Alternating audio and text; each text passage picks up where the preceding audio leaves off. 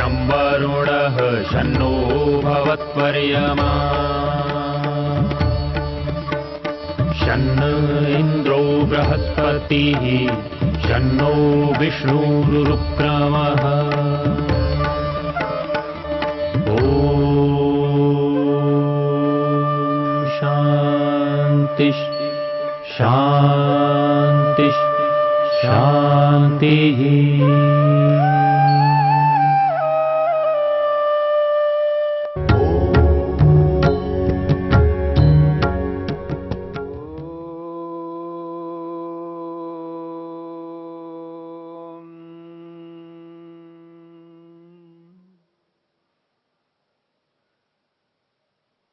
समाधि पाद के 41वें सूत्र को लेकर के विचार चल रहा है। 41वें सूत्र में समाधि को लेकर के बात कही जा रही है और समाधि को सूत्र में समापत्ति इस शब्द से स्पष्ट किया है। समापत्ति को तदाकारापत्ति कहते हैं। तदाकारापत्ति का अभिप्राय है जो वस्तु जैसी है उस वस्तु का प्रत्यक्ष कराने का जो साधन है मन, वह मन उस वस्तु के साथ जुड़कर उस वस्तु जैसा बन जाता है। इसको कहते हैं तदाकारापत्ति। महर्षि पतंजलि ने समापत्ति शब्द का प्रयोग किया है और इस समापत्ति को समझाते हुए महर्षि वेदव्यास ने तदाकारापत्ति शब्द को कह करके समझाया। सूत्र है क्षीणवृत्तेः अभिजातस्य इव मणेः ग्रहीत्री ग्रहण ग्राह्येषु तस्थ तदंजनता समापत्ति ही। क्षीण वृत्ते है, जो वृत्तियां हैं, आपने सुना है 5 प्रकार की वृत्तियां हैं। प्रमाण, विपर्यय, विकल्प, निद्रा और स्मृति। इन 5 वृत्तियों को रोक लेने पर क्षीण, क्षीण का मतलब है समाप्त हो गए हैं, दब गए हैं, रुक गए हैं। कौन? मन के विचार, मन की वृत्तियां। क्षीण वृत्ते, वृत्तियों के रुक जाने पर या वृत्तियों के रुक जाने से समस्त वृत्तियां रुक गई हैं, ऐसा मन है। क्षीण वृत्ते है, ये मन का विशेषण है। क्षीण वृत्ते है ऐसा मन जिस मन के अंदर वृत्तियां रुक गई हैं, क्षीण हो गई हैं, नष्ट हो गई हैं, दब गई हैं अथवा रुक गई हैं। यानी ऐसा मन जिस मन में कोई वृत्ति नहीं चल रही है, इसी को कहा क्षीण वृत्ते है। और उदाहरण से समझाया है, जब क्षीण वृत्ते की स्थिति आती है, यानी जब वृत्तियां रुक जाती हैं, उस स्थिति में मन की क्या स्थिति होती है, उस मन की स्थिति को समझाने के लिए एक विशिष्ट लौकिक प्रसिद्ध उदाहरण दिया है। वह उदाहरण है अभिजातस्य इव मणेः। मणेः, मणि, स्फटिक मणि, बिल्लोर पत्थर, क्रिस्टल को कहते हैं। और वो कैसा मणि है, तो उसके लिए भी एक विशेषण दिया है अभिजातस्य। अभिजातस्य का अर्थ है अभी अभी प्रकट हुआ है, बिल्कुल नया है। ऐसा बिल्लोर पत्थर है, अभी प्रकट हुआ है, अभी निकाला गया है जमीन से। ऐसे मणि को यहां पर अभिजातस्य शब्द से कहा है। तो अभिजातस्य मणे इव, मानो अभी अभी नवीन बिल्लोर पत्थर हमारे समक्ष आया है, ऐसा जो बिल्लोर पत्थर है उसके इव समान। क्या मतलब है इसका? जैसे बिल्लोर पत्थर के सामने गुलाब का फूल रखो, कोई भी पुष्प रखो, वह क्रिस्टल उसी फूल के समान बन जाता है, उस जैसा बन जाता है। इसी के लिए महर्षि पतंजलि ने तत्स्थ कहा है। तत्स्थ, उसके साथ स्थित होना, यानी उसके साथ जुड़ जाना। इसी बात को महर्षि वेदव्यास ने तेषु स्थितस्य कहा है। यानी जिस जिस वस्तु के साथ बिल्लोर पत्थर जुड़ जाता है, उस वस्तु जैसा बन जाता है। ठीक मन भी ऐसा ही बन जाता है। और किन किन के साथ जुड़ जाता है मन? तो कहा है ग्रहीत्री, ग्रहीत्री ग्रहण ग्राह्येषु। तीन प्रकार के पदार्थ यहां पर प्रस्तुत किए। एक है ग्रहीता। ग्रहीता का अर्थ है ग्रहण करने वाला। जैसे कर्ता, करने वाला, भोक्ता, भोगने वाला, दाता, देने वाला। ऐसे ही ग्रहीता, ग्रहण करने वाला। आत्मा ग्रहण करता है। क्या ग्रहण करता है? या तो सुख को ग्रहण करता है या दुख को ग्रहण करता है। यहां पर समाधि में दुख को ग्रहण करने के लिए नहीं बात कही जा रही है। यहां तो दुखों को दूर करने के लिए और परमानंद को पाने के लिए बात कही जा रही है। तो यहां कर कहा है ग्रहीता। एक है ग्रहीता यानी आत्मा, ग्रहण करने वाला पुरुष। दूसरी बात कही है ग्रहण। ग्रहण कहते हैं ग्रहण कराने वाले साधनों को। जो ग्रहण कराते हैं, जो सुख को दुख को प्राप्त कराते हैं, ऐसे साधनों को यहां पर ग्रहण शब्द से स्पष्ट किया है। और तीसरी बात कहिए ग्राह्य। ग्राह्य कहते हैं भूतों को, पंच महाभूतों को ग्राह्य कहते हैं। और इसी ग्राह्य से पंच महाभूतों के जो कारण हैं, उन सूक्ष्म भूतों को भी यहां पर कहा है, जिनको तन्मात्राएं कही जाती है। तो ग्रहीता का अर्थ पुरुष है, ग्रहण का अर्थ इंद्रियां हैं, और ग्राह्य का अर्थ भूत है। और भूतों में दो भेद है, एक पंचमाभूत और सूक्ष्म भूत, जो पंचमाभूतों के कारण हैं। अब यहां पर कहा है तत्स्थ। तत्स्थ का मतलब है उनमें स्थित होना, और उनमें स्थित होकर के तदंजनता, उस जैसा बन जाना। यानी मन पंचमाभूतों से जुड़ता है, तो पंचमाभूतों से जुड़ने को तत्स्थ कहा है। तत्स्थ को महर्षि वेदव्यास ने तेषु स्थितस्य।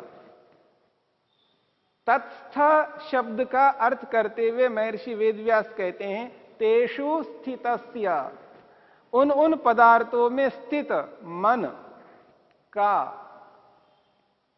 तो अर्थात उस वस्तु के साथ जुड़ जाना, भूतों के साथ, सूक्ष्म भूतों के साथ, इंद्रियों के साथ और आत्मा पुरुष के साथ जुड़ने को तत्स्थ इस शब्द से स्पष्ट किया है। और तत्स्थ के बाद में कहा है तदंजनता। तदंजनता कहते हैं उस जैसा बन जाना। तत्स्थ तदंजनता, उसके साथ जुड़ जाना और उस जैसा बन जाना। उस जैसा बनने को ही तदंजनता शब्द से कहा है। और इसी तदंजनता शब्द को स्पष्ट करते हुए महर्षि वेदव्यास ने कहा तदाकारापत्ति ही। तदाकारापत्ति का मतलब है उसी आकार जैसा बन जाना, उसी पदार्थ जैसा बन जाना। सामने वाली वस्तु जैसी है मन उसी जैसा बन जाता है, यही तदाकारापत्ति है। इसी तदाकारापत्ति को महर्षि पतंजलि ने तदंजनता शब्द से कहा है, और तदंजनता ही समापत्ति है, यानी तदाकारापत्ति ही समापत्ति है, यानी समाधि है। पंचमहाभूतों से जुड़कर मन उस जैसा बन जाता है और उस जैसा बन करके वैसा ही प्रतीत होता है, यानी वैसा ही आत्मा को दिखाता है। यह है आंतरिक प्रत्यक्ष। जिस प्रकार नेत्रेंद्रिय बाह्य पदार्थ को, किसी भी वस्तु को, कुर्सी को, टेबल को, मकान को, किसी मनुष्य को नेत्रेंद्रिय के माध्यम से मन देखता है, यानी मन नेत्रेंद्रिय को संकेत करता है और नेत्रेंद्रिय उस सामने वाली वस्तु के साथ जुड़ जाती है, अथवा उसका जो प्रकाश है नेत्रेंद्रिय के साथ जुड़ जाता है, उसका जो चित्र, उसकी जो आकृति है। अब नेत्रेंद्रिय उस आकृति को मन तक पहुंचा देती है और मन में उस पूरी आकृति को लाया जाता है नेत्रेंद्रिय के माध्यम से, यानी नेत्रेंद्रिय उस आकृति को मन को पहुंचा देती है और मन में वो जो आकृति आती है, उस आकृति के आने पर मन मानो उस आकृति के समान बन जाता है। वो एक क्रिस्टल के समान है, वो एक बिल्लोर पत्थर के समान है, एक मणि है। और जब उस जैसा मन बन जाता है तो उसको आत्मा देखता है, हाँ ये मनुष्य है, ये कुर्सी है, ये टेबल है, ये मकान है। जिस किसी भी वस्तु को नेत्रेंद्र के माध्यम से देखते हैं, उन सबका चित्र, उन सबकी आकृतियां वो नेत्रेंद्र के माध्यम से मन में जाते हैं और मन में जाकर के मन में आए हुए उन चित्रों को, उन आकृतियों को आत्मा देखता है और मन उस जैसा बन करके उनको दिखा देता है। ठीक इसी प्रकार समाधि में होता है। परंतु समाधि में बाह्य पदार्थों का साक्षात्कार नहीं हो रहा है, जो इन इंद्रियों से दिखाई नहीं देती हैं। ऐसी वस्तुएं जिनको अतीन्द्रिय कहा जाता है, इंद्रिय गोचर नहीं है, उनको अंदर ही अंदर समाधि के माध्यम से साधक प्रत्यक्ष कर लेता है। और आपके सामने ग्राह्य पदार्थों को लेकर के उनकी जो समाधि होती है, उसकी प्रक्रिया आपके समक्ष रखी है पिछले दिनों में। तो जिस प्रकार से ग्राह्य पदार्थों का साक्षात्कार समाधि में होता है और ग्राह्य पदार्थों में 5 महाभूतों को और 5 सूक्ष्म भूतों को, जिनको तन्मात्राएं कहते हैं, उनको ग्रहण किया है, उसकी प्रक्रिया आपके सामने रखी। ठीक उसी प्रकार ग्रहण के बारे में, इंद्रियों के बारे में समझना है। यहां ग्रहण के बारे में स्पष्ट किया जा रहा है। क्या किया जा रहा है? महर्षि वेदव्यास कहते हैं तथा ग्रहणेषु अपि इंद्रियेषु द्रष्टव्यम। ग्रहण शब्द को समझाते हुए महर्षि वेदव्यास कहते हैं, ये जो ग्रहण है ये क्या है? तो कहते हैं ग्रहणेषु इंद्रियेषु तथा ग्रहणेषु अपि इंद्रियेषु द्रष्टव्यम। जिस प्रकार से स्थूल भूतों के विषय में बताया है, जिस प्रकार से सूक्ष्म भूतों के विषय में बताया है, ठीक उसी प्रकार यहां पर ग्रहण यानी इंद्रियों के बारे में भी द्रष्टव्यम, देख लेना चाहिए, समझ लेना चाहिए, अनुभव प्रत्यक्ष कर लेना चाहिए। जैसे वहां पर स्पष्ट किया है, स्थूल आलंबनोपरक्तम, स्थूल आलंबनोपरक्तम स्थूल स्वरूपा आपन्नम। स्थूल आलंबनोपरक्तम स्थूल रूप समापन्नम, स्थूल रूप आभासम भवति। और फिर कहा है जैसे भूत सूक्ष्मोपरक्तम, भूत सूक्ष्मोपरक्तम भूत सूक्ष्म समापन्नम, भूत सूक्ष्म स्वरूपाभासम भवति। उसी प्रकार से यहां पर स्पष्ट किया जा रहा है ग्रहण आलंबनोपरक्तम, ग्रहण आलंबनोपरक्तम ग्रहण समापन्नम, ग्रहण स्वरूपाकारेण निर्भासते। ग्रहण आलंबनोपरक्तम, ग्रहण का अर्थ यहां पर है इंद्रियां। ग्रहण आलंबनोपरक्तम, ग्रहण को यानी इंद्रियों को सहारा बनाकर मन ने उससे युक्त, उनसे युक्त हो गया। ग्रहण आलंबनोपरक्तम, ग्रहण रूपी इंद्रियों के साथ युक्त हुआ। ग्रहण समापन्नम, ग्रहण समापन्नम, और वो मन उन इंद्रियों जैसा बन जाना। ग्रहण समापन्नम, वह मन उस इंद्रियों के साथ जुड़ करके उनके समान बन जाता है। और फिर कहा है ग्रहण स्वरूपाकारेण निर्भासते। ग्रहण स्वरूपाकारेण निर्भासते का अभिप्राय है ग्रहण रूप इंद्रियों के स्वरूप में वो प्रतीत होता है मन। तो यहां पर स्पष्ट किया जा रहा है ग्रहण जो इंद्रियां हैं उनसे युक्त होकर के मन इंद्रियों जैसा बनकर इंद्रियों के रूप में दिखाई देता है। मन इंद्रियों के साथ जुड़ जाता है, इंद्रियों जैसा बन जाता है और इंद्रियों के रूप में दिखाई देता है। यह है ग्रहण आलंबनोपरक्तम ग्रहण समापन्नम ग्रहण स्वरूपाकारेण निर्भासते का अभिप्राय। और प्रक्रिया समाधि की वही है जो स्थूल भूतों की प्रक्रिया, जो सूक्ष्म भूतों की प्रक्रिया आपके सामने आ चुकी है। योग साधक जब समाधि लगाने के लिए उद्यत होता है तब आसनस्थ हो जाता है, एक आसन पर बैठ जाता है और आसन पर बैठ करके आसन को सिद्ध करता है, अपने शरीर को स्थिर कर लेता है, निश्चल बना लेता है, प्राणायाम करता है। प्राणायाम के माध्यम से अपने प्राणों को अपने वश में, अपने अधिकार में कर लेता है। और मन को स्थिर करना होता है तो मन के अनुरूप इंद्रियों को भी बना लेता है। इंद्रियों को बाहर के विषयों में नहीं लगाता है, किसी भी विषय में न लगा करके इंद्रियों को सब ओर से आवृत करके उनको मन के अनुरूप स्थिर कर देता है, यानी प्रत्याहार बना लेता है।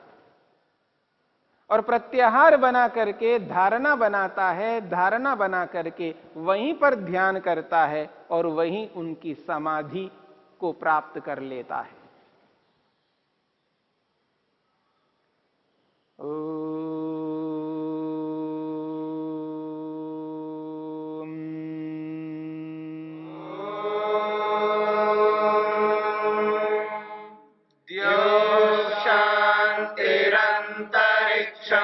शांति पृथ्वी शांतिरापः शांतिरोषधयः शांतिः वनस्पतयः शांतिर्विश्वे देवा शांतिर्ब्रह्म शांति सर्वं शांति शांतिरेव शांति शांति